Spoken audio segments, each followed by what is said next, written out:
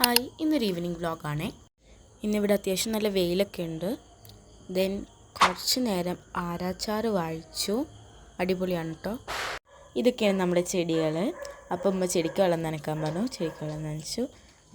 പിന്നെ മരത്തിൻ്റെ ചോട്ടിൽ പൊടി ഉണ്ടായിരുന്നു, അപ്പോൾ അത് ക്ലീൻ ചെയ്തു. പിന്നെ ഉമ്മ പുറത്ത് സാധനങ്ങൾ വാങ്ങാൻ വിട്ടു.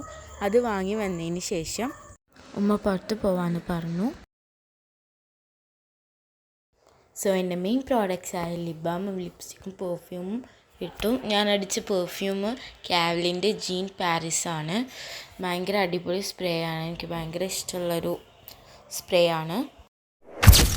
So how do I look? Then ഞങ്ങൾ എടപ്പാൾ എക്സ്പോ കാണാൻ പോയി.